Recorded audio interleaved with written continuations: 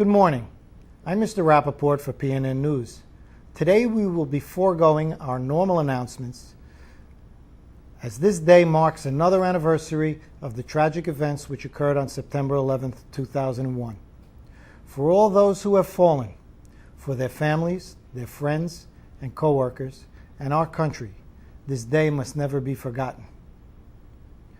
We go to Mr. Rubin and some of his students for a musical tribute. As part of this 9/11 ceremony, some of our students in the orchestra will be reading portions of a poem by Rosanne Pelican entitled If They Could Speak. This poem was chosen as the keynote for the 9/11 exhibit at the New York City Fire Museum to honor the 343 firefighters who were lost at the World Trade Center.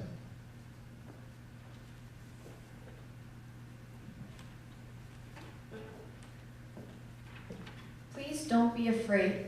Yes, life is different now, but remember when it was beautiful? Well, it will be again, though not the same. The wounds will heal, your tears will dry, and though scars remain, I know you are strong enough to live through the pain. Do not grieve and linger in the shadows of graves. Go out into the sunshine and tell everyone that I was here. Let our enemy know that when we were together, we lived and worked and loved. And though I am gone, you will carry on for me because you must. Tell my family how much I love them and still do. Remember the good we shared, the life we created, and walk forward with noble dreams. God can't fill a shattered heart or a clenched fist. Let fear die and let love flow again like a river. So as the smoke rises high above the ash, gather all your strength and rebuild something new, something better. It's not impossible, it's essential. It's what I would do for you. Just one last thing, surely you must know. I never wanted to leave you. I was captured by fate, escorted by angels. And though you might feel you are alone, you are not, and neither am I. Love always.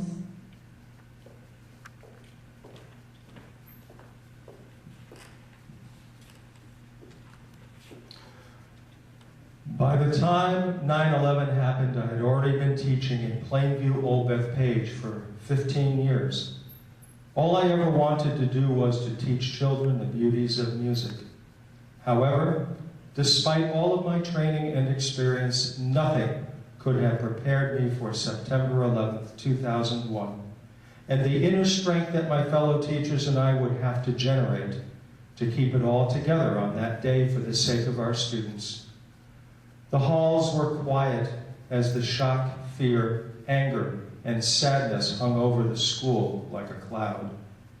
Classes came to a standstill as students looked to their teachers, seeking explanations, which we tried our best to answer. My orchestra room and many others in our school became designated sanctuaries for those students who needed comfort, solace, and a kind word.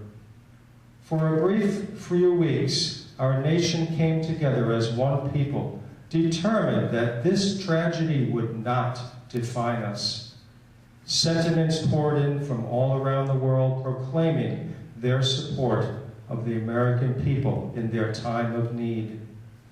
In choosing a piece of music to reflect these feelings, we have chosen to play a beautiful piece which embodies both the profound quality of the eternal and the uplifting quality of hope. It's called Somewhere Out There by James Horner.